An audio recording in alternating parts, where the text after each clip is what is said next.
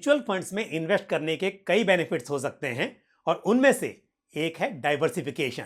Most of the mutual funds across market cap और across sectors diversification provide करते हैं, लेकिन जहां एक और अधिकतर फंड्स अपने इन्वेस्टमेंट ऑब्जेक्टिव के आधार पर डोमेस्टिक कंपनीज में इन्वेस्ट करते हैं, वहीं कुछ funds international shares and securities में इन्वेस्ट कर सकते हैं। तो आज हम बात करेंगे इंटरनेशनल फंड्स की और समझेंगे इन्वेस्टमेंट पोर्टफोलियो में इंटरनेशनल फंड्स की इंपॉर्टेंस को। नमस्कार, मैं हूं पंकज मटपाल और आप देख रहे हैं MF Gurukul, an investor education initiative by Motilal Oswal mutual fund. Portfolio में डाइवर्सिफिकेशन करके इन्वेस्ट करने से कम जोखिम और बेटर परफॉर्मेंस की उम्मीद की जा सकती है, और डाइवर्सिफिकेशन यदि अक्रॉस डिफरेंट स्टॉक्स, सेक्टर्स और मार्केट कैप के साथ साथ ज्योग्राफिकल भी हो तो यह बेहतर साबित हो सकता है। वर्ल्ड के टोटल मार्केट कैपिटलाइजेशन में इंडिया की हिस्सेदारी लगभग 3% के आसपास है,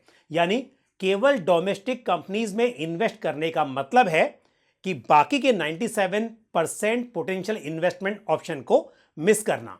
इसलिए इंटरनेशनल फंड्स में इन्वेस्ट करके पोर्टफोलियो डाइवर्सिफिकेशन का स्कोप बढ़ जाता है और वर्ल्ड की दिग्गज कंपनीज में निवेश का लाभ मिल सकता है। दूसरा यह भी है कि ओवरसीज मार्केट में कंपनीज अपने बिजनेस मॉडल, रेवेन्यू स्ट्रक्चर और ग्रोथ प्रोस्पेक्टस के आधार पर इंडिया से अलग हो सकती हैं।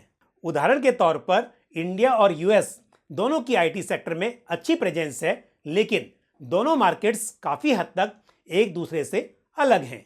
जहां एक और Indian IT sector solution based companies के लिए जाना जाता है, वहीं यूएस में mostly consumer oriented tech companies हैं। इंटरनेशनल फंड्स में इन्वेस्ट करने का एक कारण डिफरेंट कंट्रीज के स्टॉक्स के बीच लो कोरिलेशन भी है। वर्ल्ड के मार्केट अलग अलग समय पर डिफरेंटली परफॉर्म कर सकते हैं। फॉर एग्जांपल, जहां ईयर 2010 से ईयर 2020 के बीच यूएस मार्केट ने बाकी रीजन्स को आउट परफॉर्म किया, वहीं उससे पहले इंडियन इक्विटी मार्केट और बाकी इमर्जिंग मार्केट्स यूएस के मुकाबले बेटर परफॉर्म कर रहे थे। साथ ही फॉरेन एक्सचेंज रेट में लगातार होने वाला बदलाव भी इंटरनेशनल इन्वेस्टिंग की एक वजह मानी जा सकती है। उदाहरण के तौर पर यदि आप यूएस ओरिएंटेड इंटरनेशनल फंड में इन्वेस्ट करते हैं तो ये डॉलर के अगेंस्ट रुपये की कमजोरी को हेज करने में मदद कर सकता है।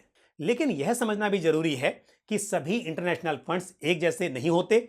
International funds various asset classes जैसे इक्विटी, डेट और रीट्स इत्यादि में इन्वेस्ट करते हैं और इस आधार पर उन्हें अलग अलग क्लासेस में रखा जा सकता है। जहां एक और कुछ international funds across the globe invest करते हैं, तो कुछ फंड्स किसी एक कंट्री जैसे यूएस, जापान, कनाडा, चाइना और ब्राजील इत्यादि में इन्वेस्ट कर सकते हैं। और इतना ही नहीं, कुछ इंटरनेशनल फंड्स वेल डाइवर्सिफाइड हो सकते हैं, तो कुछ थीमेटिक या सेक्टोरल भी।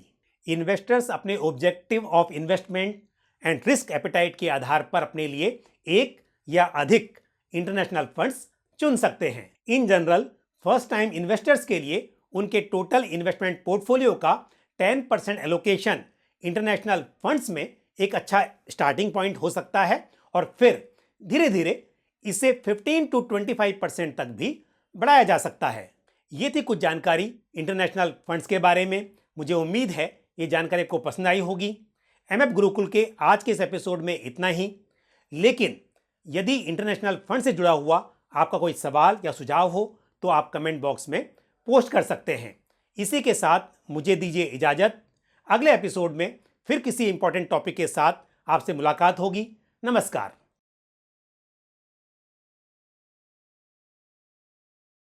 म्यूचुअल फंड निवेश बाजार जोखिमों के अधीन है।